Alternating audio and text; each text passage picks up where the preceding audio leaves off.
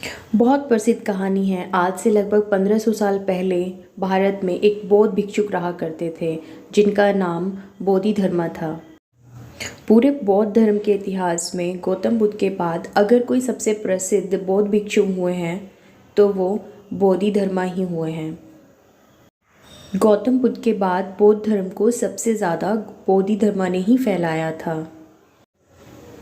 यह भारत के बोधिधर्मा ही थे जो बौद्ध धर्म को चीन लेके गए और जो बाद में जिन बुद्धिज्म के नाम से विख्यात हुआ। और फिर यह धर्म चीन से होता हुआ जापान, कोरिया और दक्षिण पूर्व इलाके में फैल गया। उस समय के चीन के सम्राट का नाम था बू। सम्राट बू ने गौतम बुद्ध के विचारों के बारे में काफ़ी सुना हुआ था और वो उनके विचारों से बहुत प्रभावित भी थे। सम्राट बू ने काफ़ी इंतज़ार किया कि कोई बौद्ध भिक्षु भारत की तरफ से आए हिमालय के रास्ते से और उनको बौद्ध धर्म के बारे में और बातें बताए। जब बोधिधर्मा चीन पहुँचे तो सम्राट बूढ़े हो चुके थे और वो बोधिधर्मा से मिलने आए। सम्राट बू उस समय मानसिक अशांति से गुजर रहे थे। उन्होंने बोधिधर्मा से कहा कि मेरा मन बहुत अशांत है, मैं मानसिक रूप से शांत नहीं रह पाता हूँ। मैंने काफ़ी प्रयास किया लेकिन मैं असफल रहा। मेरा मन जो हर समय भटकता रहता है, मैं चाहता हूँ कि ये शांत हो जाए। क्या आप मेरे मन को शांत कर सकते हैं? तब बोधिधर्मा ने कहा, अच्छा, कहाँ है तुम्हारा वो अशांत मन? मुझे दो, मैं तुम्हारे अशांत मन को अभी शांत करके देता हूँ। ये बात सम्राट बू को कुछ समझ नहीं आई और वो चुपचाप खड़े रहे। फिर बोधिधर्मा ने कहा, ठीक है, मैं तुम्हारे मन को शांत कर दूँगा, परंतु इसके लिए तुम्हें सुबह 4 बजे मेरे पास आना होगा। और हाँ, ये याद रहे कि अपने साथ अपने अशांत मन को ज़रूर लेके आना, उसको भूलना नहीं।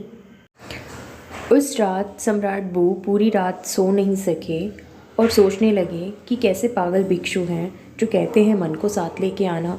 मन भी कोई सामान है जिसे मैं छोड़ आऊँगा? बू ने सोचा कि ये इंसान तो पागल जान पड़ता है, जाने का कोई फ़ायदा भी नहीं है। लेकिन सम्राट बू के पास कोई दूसरा रास्ता भी नहीं था। फिर उन्होंने सम्राट बू ने निश्चय किया कि वो बोधिधर्मा के पास एक बार ज़रूर जाएगा और अगली सुबह 4 बजे वो बोधिधर्मा के पास पहुंच जाता है। बोधिधर्मा ध्यान में बैठे हुए थे, लेकिन सम्राट बू की आहट से वो समझ गए और उन्होंने अपनी आंखें खोली। और फिर वही बोधिधर्मा ने दोबारा कहा कि अच्छा, तुम आ गए, लाओ अपना शांत मन मुझे जल्दी से दे दो, मैं उसे शांत करके तुम्हें वापस दे देता हूँ। तब सम्राट ने कहा कि आप ये कैसी बातें कर रहे हैं? भला मन भी कोई वस्तु है जो मैं उसे आपको दे दूँ? वो तो मेरे अंदर है, मेरी सिर की हड्डियों के नीचे है। बोधिधर्मा ने कहा, इसका मतलब तुम जानते हो कि तुम्हारा मन तुम्हारे ही अंदर है। तो एक काम करो, अपनी आंखें बंद करो और बैठ जाओ और उस अशांत मन को अपने भीतर खोजो, और जैसे ही तुम्हें अपना अशांत मन मिल जाए मुझे बताना, मैं उसे शांत कर दूंगा। सम्राट को बोधिधर्मा की ये बात भी बड़ी अजीब लगी, लेकिन वो कर भी क्या सकता था। उसने अपनी आंखें बंद की और अपने मन में उठने वाले विचारों को वो देखने लगा। वह अपने मन को खोजता रहा, लेकिन जितना वह अपने अंदर गया वो अपने अशांत मन को नहीं ढूंढ पाया। सुबह हो गई लेकिन उसको अपना शांत मन नहीं मिला। तब बोधिधर्मा ने कहा, क्या मिला तुम्हारा अशांत मन? तब सम्राट ने नाव में अपना सिर हिलाया। बोधिधर्मा ने कहा, कल सुबह 4 बजे फिर आना। अगले दिन फिर से सम्राट बू उनके पास गए और आंखें बंद करके बैठ गए और अपने अशांत मन को ढूंढने लगे। वो जितने ही अपने अंदर झांकते हैं और अंदर ही अंदर वो ध्यान करते हैं तो वो अपने विचारों से दूर होते चले जाते हैं। अब सम्राट को बैठे बैठे दोपहर हो गई। फिर उसने अपनी आंखें खोली। तब बोधिधर्मा ने पूछा, क्या अब मिला तुम्हें तुम्हारा अशांतपन? तब सम्राट ने दोबारा से ना में अपना सिर हिलाया। अगले दिन फिर सुबह 4 बजे आने के लिए बोधिधर्मा ने उन्हें कहा और वो फिर सुबह 4 बजे उनके पास गए।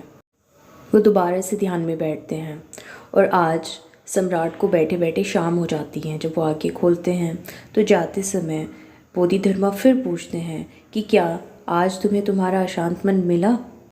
सम्राट ने दोबारा से ना बोल दिया। फिर बोधिधर्मा ने कहा, ठीक है, कल सुबह फिर से आना। अगले दिन सुबह 3 बजे ही सम्राट आ जाता है और बैठकर ध्यान करता है, अपने अशांतपन को खोजने की कोशिश करता है। पूरा दिन गुजर जाता है, पूरी रात गुजर जाती है और सम्राट बू अपना अशांतपन खोजते रहता है। वह जितना अंदर ध्यान से गुजरता और अपने अशांत मन को खोजता, उतना ही वह अपने विचारों से दूर होता। लेकिन धीरे धीरे उसको समझ आ गया कि अंदर मन जैसा कुछ भी नहीं है, ये केवल एक विचारों का समूह है।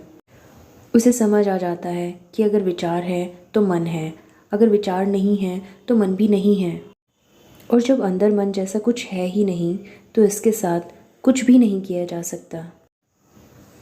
जिसे हम मन कहते हैं, वो तो केवल विचार हैं जो हमारी अचेतन अवस्था में हमारे अंदर उठते रहते हैं। परंतु यदि हम अपनी चेतना में आ जाएं, तो यहाँ विचार जैसा कुछ नहीं रहता, अगर हम जागरूक होकर अपने जीवन को जिए। जब विचार नहीं तो मन भी नहीं। अब सम्राट समझ चुका था कि बोधिधर्मा बार बार क्यों कह रहे थे कि अपना मन मुझे दो। अगले दिन ध्यान से जैसे ही सम्राट ने आँख खोली, बोधिधर्मा ने कहा, मिले तुम्हें तुम्हारा अशांत मन? तब सम्राट ने कहा, अशांत मन तो नहीं मिला, लेकिन वो शांति ज़रूर मिल गई जिसकी खोज में मैं था, जिसकी प्रतीक्षा मैं कर रहा था, जिसे मैं ढूंढना चाहता था। मैंने जब तक मन की तलाश नहीं की थी, तब तक मैं परेशान था। लेकिन जैसे ही मुझे ये भान हुआ कि मन जैसा कुछ नहीं होता, तो असीम शांति जो है मेरे अंदर आ गई। बोधिधर्मा ने कहा, जब भी तुम खुद को अशांत महसूस करो तो आँख बंद करके बैठ जाओ और अपने अंदर ढूंढो उस अशांति का कारण। तुम्हें वहाँ कोई अशांत मन नहीं मिलेगा, लेकिन तुम्हें ये ज़रूर पता चलेगा कि तुम्हारे अंदर एक ऐसा इंसान है जो बिल्कुल शांत है, जिसे बिल्कुल भी अशांति का कुछ अता पता ही नहीं है। तो हम अपने विचारों को ध्यान से नियंत्रित कर सकते हैं। हमारा जो मन है वो कुछ होता ही नहीं, ये ना एक वस्तु है और ना कोई और चीज़, ये तो केवल एक विचार है, विचारों का समूह है। हम भी अपने ध्यान से अपने विचारों को कंट्रोल कर सकते हैं और एक शांति की अनुभूति पा सकते हैं। कहानी अगर थोड़ी भी पसंद आई हो तो चैनल को सब्सक्राइब और वीडियो को लाइक और शेयर ज़रूर कीजिएगा। धन्यवाद।